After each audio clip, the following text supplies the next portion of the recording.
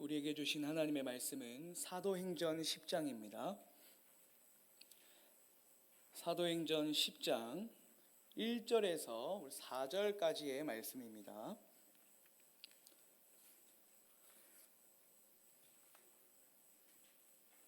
사도행전 10장 1절부터 4절까지의 말씀, 제가 가진 성경으로는 신약 성경 204쪽 부근에 있습니다. 사도행전 10장 1절에서 4절까지의 말씀입니다.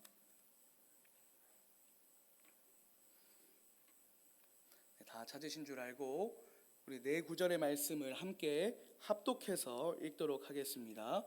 준비 시작. 가이사랴에 고넬료라 하는 사람이 있으니 이달리아 부데라 하는 군대의 백부장이라.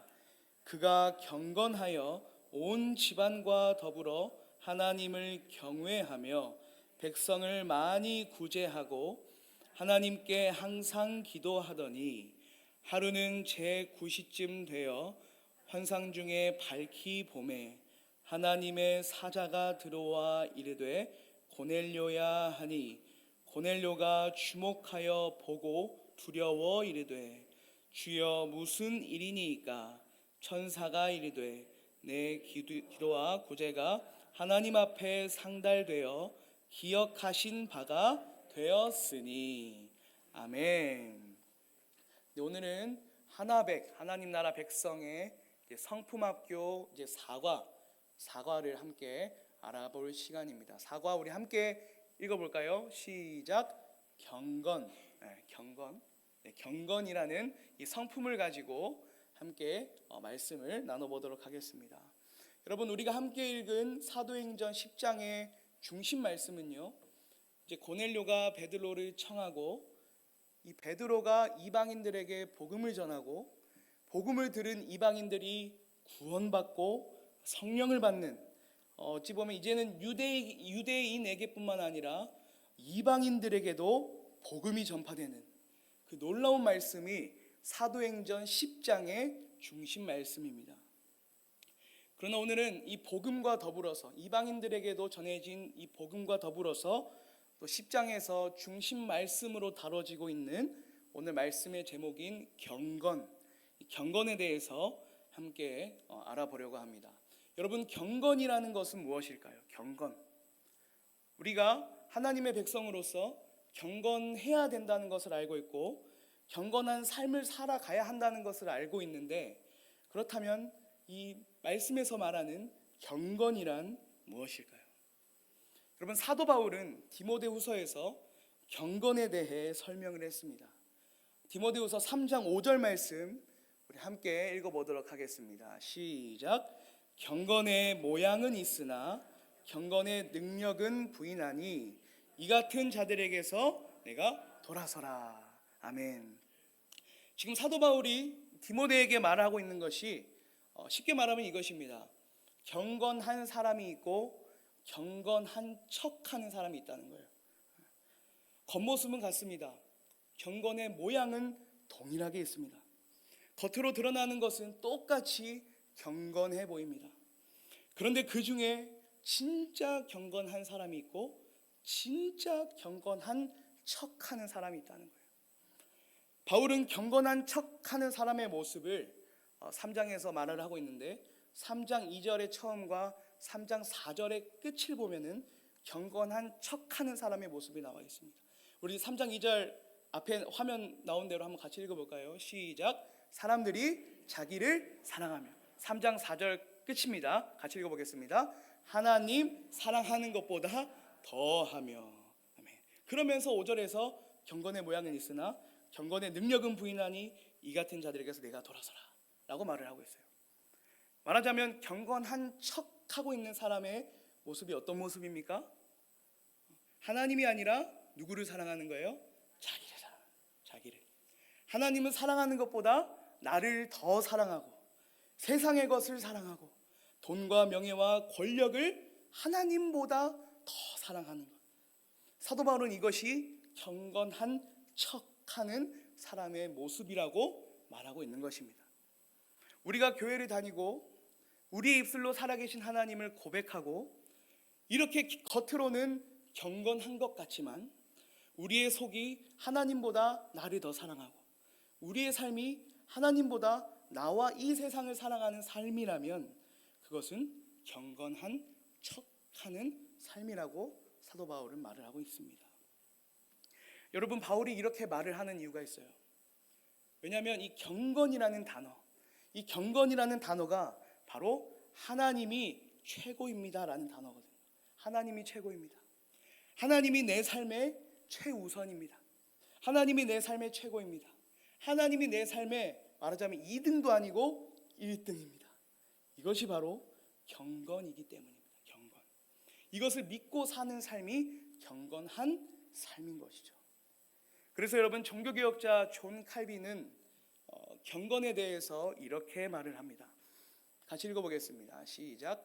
경건은 하나님을 대하는 인간의 바른 태도다. 바른 태도다. 네, 띄워주시기 바랍니다.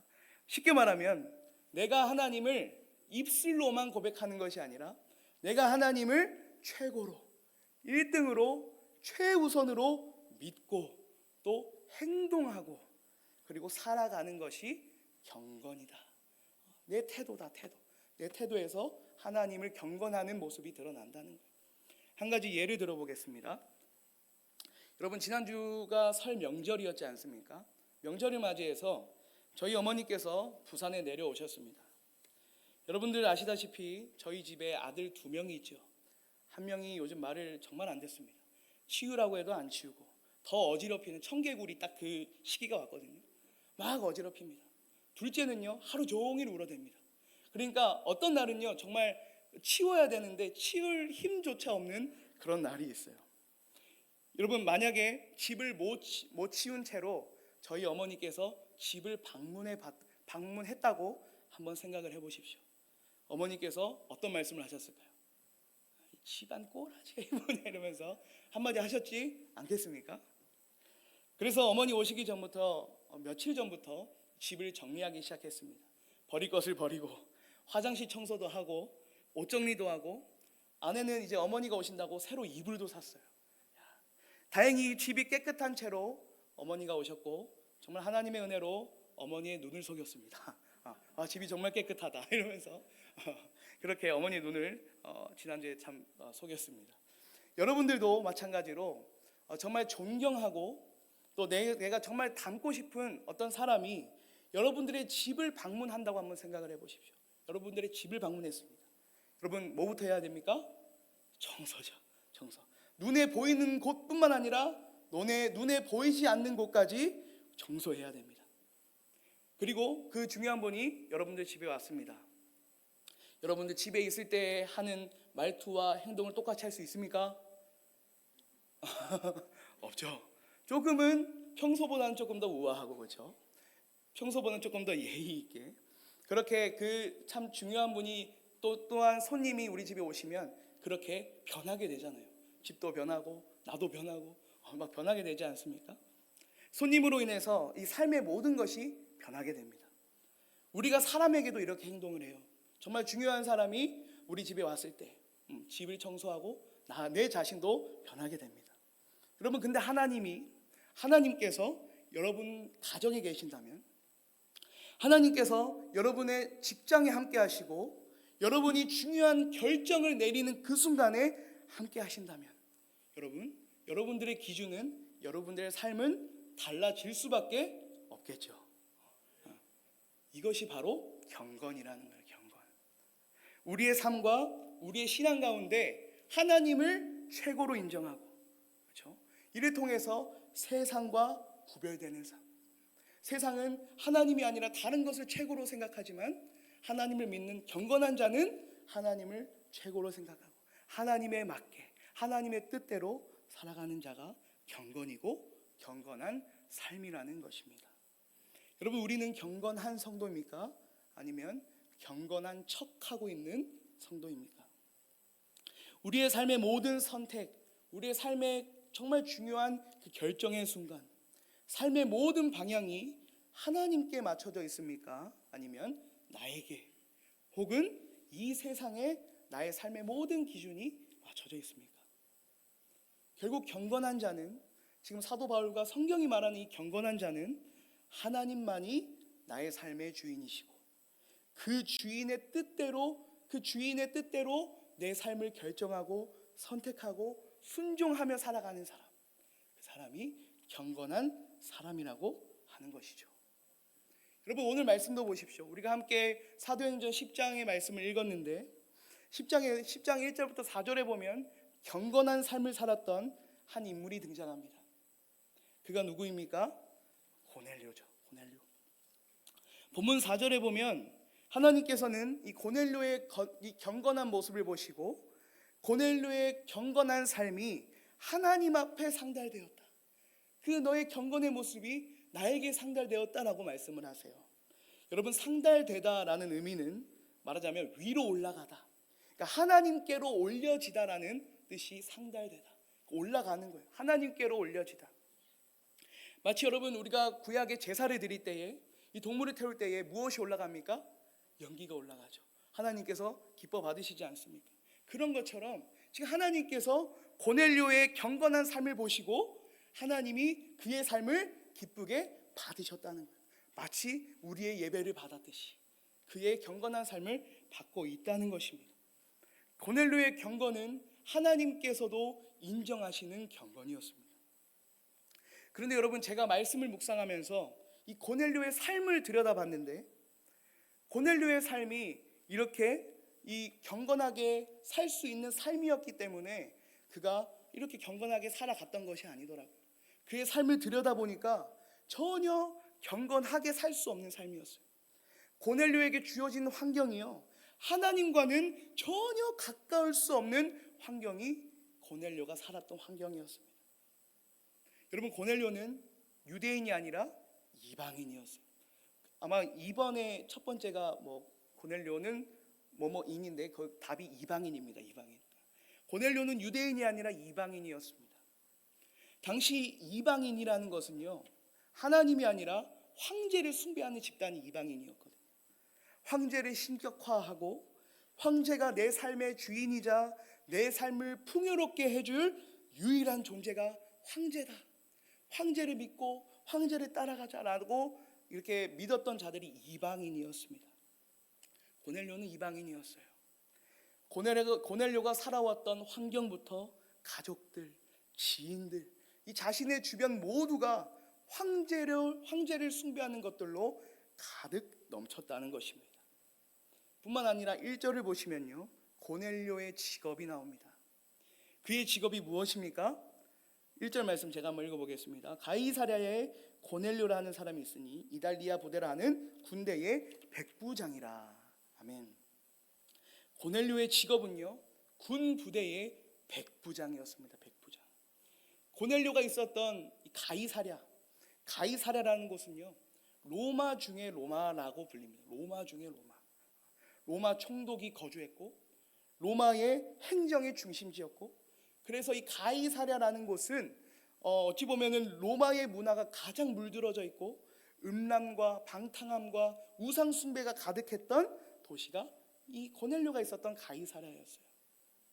이 가이사랴에서 고넬료가 어떤 직업을 갖고 있습니까? 군대의 백부장입니다. 여러분, 군대라는 것이 어떤 곳입니까? 군대라는 것이 명령하면 어떻게 해야 돼요? 반드시 복종, 무조건 복종. 당시 상사의 명령에 복종하지 않는다, 그러면 로마 시대는 그 즉시 사형이었습니다. 사형. 고넬료는 말하자면 로마의 총독과 로마의 황제 말에는 어떻게 해야 돼요? 무조건 복종해야 되는 거예요. 여러분, 고넬료가 처해 있었던 상황을 한번 보십시오. 고넬료는 이방인이었습니다. 그는 로마의 문화와 음란과 우상 숭배가 가득했던 가이사랴 도시에 살았습니다. 그리고 그곳에서 황제의 말에는 무조건 복종해야 하는 백부장이었습니다. 여러분, 이러한 상황 속에서 그가 경건한 사람으로 살아간다. 그가 정말 하나님이 나의 삶의 주인이시고 정말 하나님을 최고로 여기며 살아간다. 이것이 쉬웠겠습니까? 어려웠겠습니까? 어려웠죠. 어려웠습니다. 이러한 상황에서 고넬료는 경건한 삶을 살아가는 것 때문에 어찌 보면 세상의 유익을 포기했을 수도 있습니다. 고넬료의 삶을 정확히 드러나지 않지만 이러한 경건의 삶을 살아가는 것 때문에 세상의 성공까지 포기했을 수도 있습니다. 그럼에도 고넬료는요, 세상에 무릎을 꿇지 않습니다. 세상이 정한 기준, 세상이 정한 방식, 황제 앞에서 그는 무릎을 꿇지 않습니다. 여러분, 고넬료가 누구에게만 무릎을 꿇습니까? 하나님께만 무릎을 꿇는 거예요. 세상의 어떠한 유혹과 방해와 핍박 속에서도 그는 하나님께만 무릎을 꿇고 경건하게 살아가는 것입니다. 사랑하는 여러분, 우리가 살아가는 우리의 상황, 우리의 세상을 한번 돌아보십시오. 우리도 고넬료와 마찬가지로 참 이 세상 속에서 믿음을 지키기 힘들고 경건하게 사는 것이 힘든 세상 속에서 우리도 살아가고 있지 않습니까? 고넬료가 있었던 로마와 같이 이 세상을 바라보면 얼마나 음란하고 방탕하고 우상 숭배가 가득한지 모르겠습니다.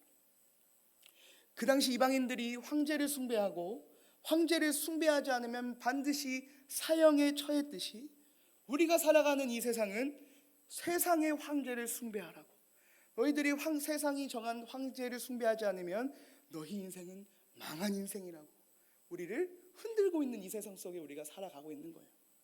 어떤 황제가 있습니까? 돈이라는 황제가 있죠.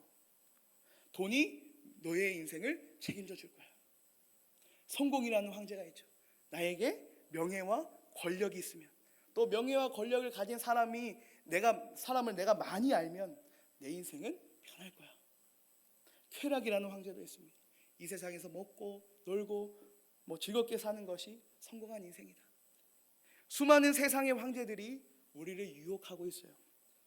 이 세상도 그 황제들이 진정한 신이고 우리의 인생을 책임져 줄 것이라고 믿고 있습니다. 어찌 보면 고넬료와 우리가 처한 상황은 똑같아요. 그러한 상황 속에 있는 우리에게 오늘 말씀은 묻고 있는 것입니다. 여러분들에게 묻고 있는 것입니다. 이 세상 속에서 우리는 무엇에 무릎을 꿇고 있는가? 세상이 정한 수많은 황제들 앞에 우리가 무릎을 꿇고 있는가? 아니면 고넬료와 같이 하나님께만 무릎을 꿇고 있는가? 여러분들은 누구에게 지금 무릎을 꿇고 있습니까? 여러분, 경건한 성도는 하나님께만 무릎을 꿇는 성도입니다.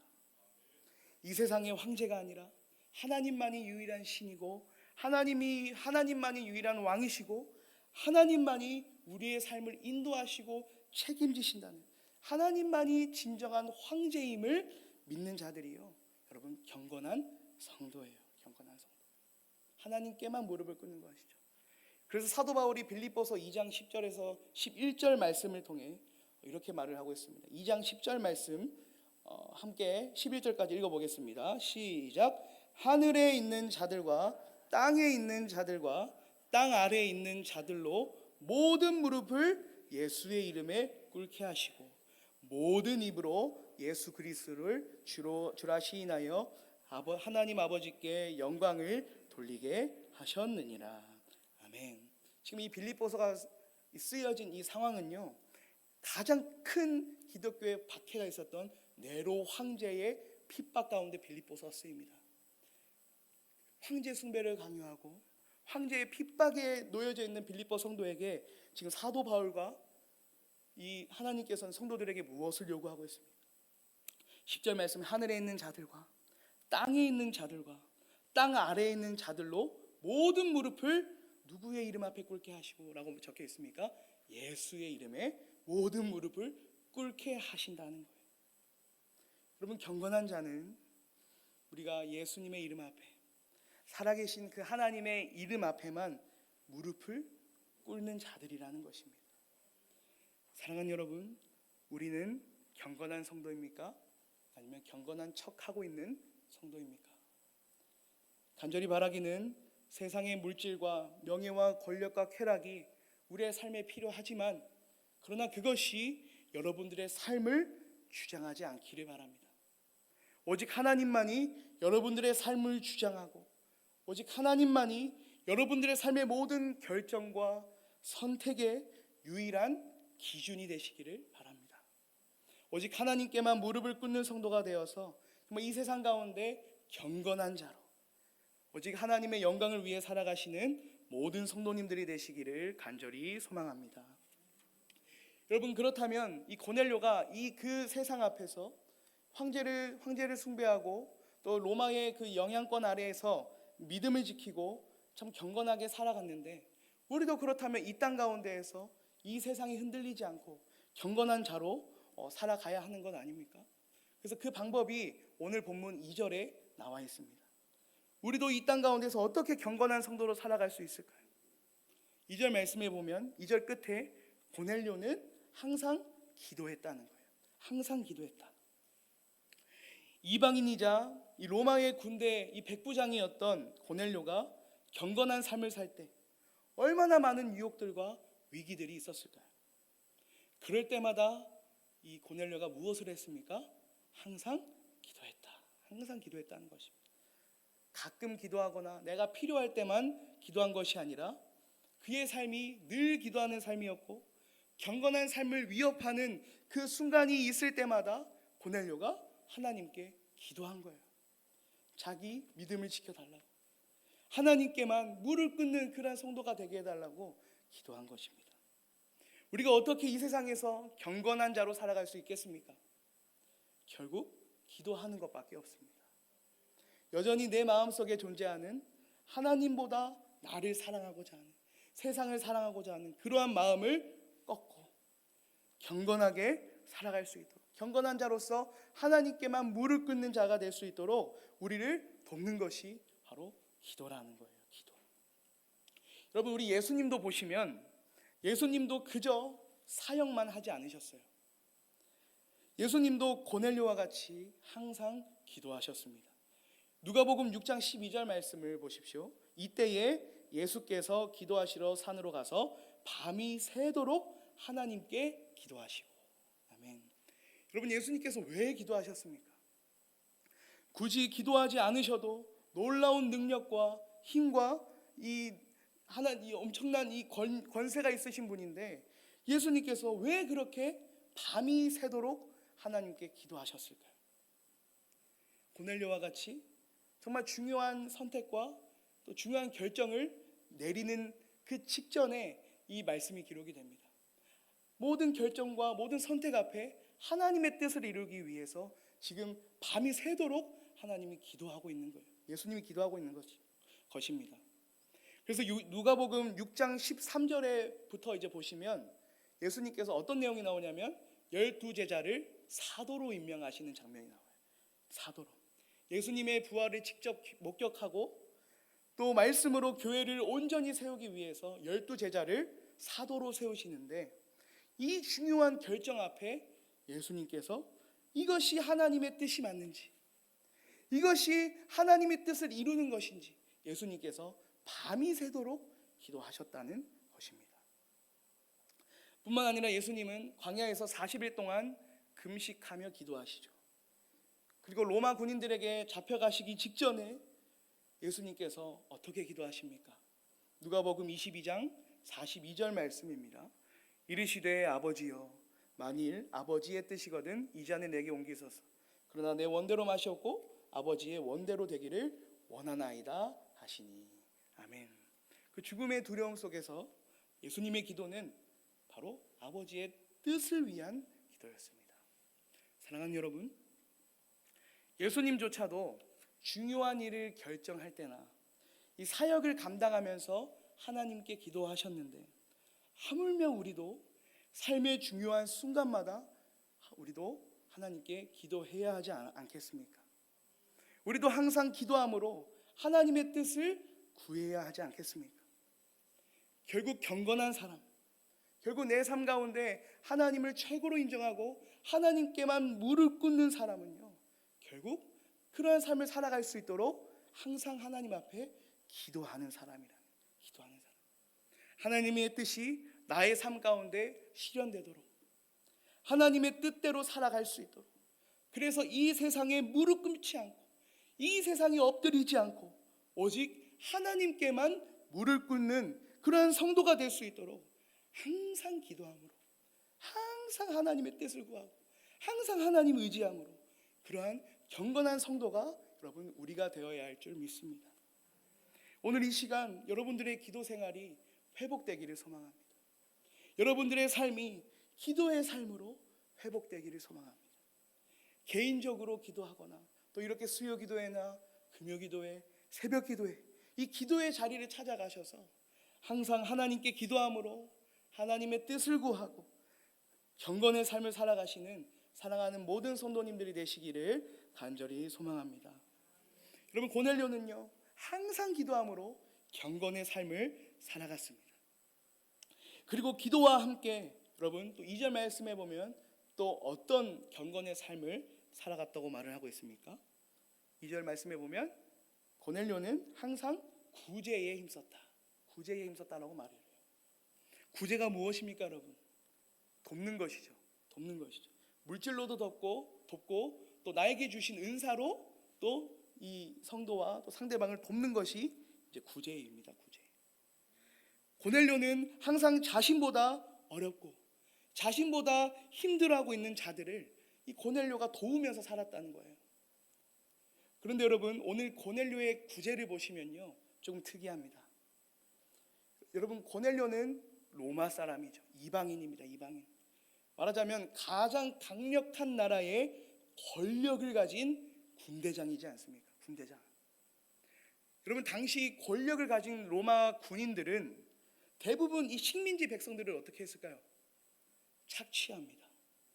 식민지 백성들에게 있는 것을 다 뽑아냅니다. 그것이 바로 권력이 있었던 로마 군인들의 모습이었어요. 그런데 권력이 있었던 로마의 백부장, 이 고넬료는 어떻게 행동합니까? 그들을 착취하고 그들의 있는 것을 빼앗고 그들을 억압하는 것이 아니라 오히려 그들을 구제한다는 거예요. 돕는다는 거예요. 다른 군인들과는 다르게 여러분, 어떻게 이 고넬료가 그것도 이방인들을 경멸하고 무시했던 유대인들까지도 구제하며 살아갈 수 있었을까요? 그 이유가 바로 고넬료의 의지와 결단에 있었던 것이 아닙니다. 고넬료가 하나님을 사랑했고 고넬료가 하나님 앞에 경건한 삶을 살았기 때문이죠. 하나님 앞에 이 경건했던 그 마음이 마음에만 머무는 것이 아니라 반드시 삶으로 실천될 수 있도록 그렇게 이어져야 한다고 고넬료는 믿었고 그 믿은 대로 고넬료는 실천을 한 것입니다. 이 세상이 정한 이러한 이 기준과 이 세상이 정한 로마 군인의 그 모습대로가 아니라 하나님이 정하시고 하나님이 뜻하신 그 모습대로 고넬료가 순종하며 살아갔다는 것이죠. 여러분, 세상 사람들도 똑같이 선행하며 살아갑니다. 세상 사람들도 똑같이 어려운 자들을 보면 구제하며 살아갑니다. 여러분, 국민 MC 유재석을 다 아시죠? 얼마나 이미지가 좋습니까? 얼마나 어려운 사람들을 구제하고 선행하는 데 힘을 쓰고 있습니까? 그런데 우리와 다른 점이 있습니다. 우리와 다른 점이 있다면 우리의 구제의 동기가 하나님을 사랑하는 마음에서, 우리의 구제의 이 근원이 하나님을 경외하는 마음에서 시작이 된다는 거예요. 내가 하나님 앞에 경건하게 살아가니 이 세상이 하나님의 시선으로 이제 보이기 시작하는 겁니다. 내가 하나님을 너무나도 사랑하며 살아가니 하나님 마음으로 이 아파하고 힘들어하고 눈물 흘리는 자가 이제 보이는 거예요. 하나님의 마음으로 하나님을 사랑하는 그 마음이 이 고넬료의 삶에 가득 넘쳤기 때문이죠. 여러분, 그래서 우리가 구제하며 살아가야 된다, 섬기며 살아가야 된다, 우리가 항상 그렇게 말을 하는데 그 구제의 첫 시작, 섬김의 첫 시작은 여러분 우리의 결단이 아닙니다. 우리의 의지가 아니에요. 그래, 나 저 사람 구제하며 살아가야지, 나 이렇게 도우며 살아가야지. 그것이 구제의 첫 시작이 아니라 바로 내가 얼마나 하나님을 사랑하는가, 내가 얼마나 하나님을 가까이 하고 하나님을 소망하고 있는가, 거기서부터 우리의 구제가, 우리가 돕는 것이 섬김과 헌신이 이제 시작이 된다는 것입니다. 여러분, 그래서 때로는 나에게 물질이 없고 시간과 여유가 없을 때, 여러분, 어떨 때는 우리가 막 도와주고 싶기도 하고 또 물질로도 또 은사로도 또 그렇게 섬기고 싶은 마음이 들 때가 있지 않습니까? 그때 잘 보시면요, 정말 내가 말씀의 은혜를 받거나 기도하면서 하나님께서 나에게 마음을 주시거나 예배를 들으면서 하나님이 내 마음을 감동시키셨을 때 그렇게 구제하고 싶고 돕고 싶고 섬기고 싶은 마음이 참 일어날 때가 참 많다는 것을 알 수 있습니다. 하나님과 가까이 하고 하나님을 사랑하고 더욱더 이 경건의 삶을 살면 살수록 구제의 삶으로 이어지게 되는 것이죠. 예수님도요, 이것을 항상 강조하셨습니다. 예수님께서 말씀하신 가장 큰 계명이 무엇입니까? 하나님을 사랑하고 이웃을 사랑하는 거예요. 여러분, 이것은 다른 것이 아닙니다. 하나님 사랑 따로 이웃 사랑 따로가 아니에요. 하나님을 사랑하는 자는 이웃을 사랑하는 자로 연결된다는 의미거든요. 하나님을 사랑하는 마음에서부터 옆에 있는 사람을, 이웃을, 어찌 보면 나에게 그 원수 같은 그런 사람을 사랑하고 구제하고 섬길 수 있는 것입니다. 여러분, 우리가 하나님을 사랑하고 또 경외한다고 말을 하면서 이웃을 사랑하는 삶을 외면하고 있지 않은지 우리는 되돌아봐야 합니다. 그 반대로 내 눈앞에 저렇게 힘들어하고 또 눈물 흘리고 있는 사람이 보이는데 나에게는 전혀 이웃을 돕거나 사랑하고자 하는 마음이 생기지 않는다면, 여러분, 우리가 가장 먼저 회복해야 되는 것이 무엇입니까? 내가 정말 하나님을 사랑하는가? 내가 정말 하나님을 경외하는가? 내가 정말 하나님 앞에서 경건하게 살고 있는가? 그런 모습을 우리는 되돌아봐야 하는 것이죠. 여러분, 교회를 보면요, 또 교회들을 보면 보이지 않는 담들이 있습니다. 성도 간에 이 직업의 차이로 생긴 담도 있고요, 나이 차이로, 직분의 차이로, 신앙의 연수로 여러 가지 이 교회들을 보면 이 담들이 있어요. 예수님께서는 교회의 담을 허무셨는데 오히려 성도들이, 사람들이 교회 안에 담을 쌓고 있는지 모르겠어요. 그 잔재들이 다시 주워가지고 담을 쌓고 있는지 모르겠어요. 그런데 오늘 말씀은요, 그 담을 허물 수 있는 방법이 있다는 것이죠. 그 담을 허물고 서로 구제하는 자들로서 서로 돕고 서로 사랑하고 서로 섬기고 서로 아파하고 서로 눈물 흘리는 그러한 공동체가 되는 방법이 있다고 우리에게 말을 하는 것입니다. 그 방법이 무엇입니까? 하나님을 사랑하는 것에 있습니다. 하나님 앞에 더욱더 내가 경건하게 사는 것에 그 해답이 있다는 것입니다. 우리가 많이 모이게 하고 뭘 많이 시키고 프로그램들을 가져와서 교제하게 하면서 돕는 것도 물론 중요하지만 우리가 정말 가장 회복해야 되고 가장 우리에게 필요한 모습은 우리가 하나님을 더욱 사랑하고 하나님께만 무릎 꿇는 그러한 경건한 자들이 될 때, 여러분, 그때 우리는 우리의 감정을 뛰어넘을 수 있는 거예요. 그때 우리는 우리의 생각을 뛰어넘고 우리의 현실을 뛰어넘을 수 있는 것입니다. 그래서 그 담을 허물고 정말 서로 구제하고 사랑하고 섬기고 헌신하는 그러한 교회 공동체가, 그러한 성도들의 모임이 될 수 있다는 것입니다.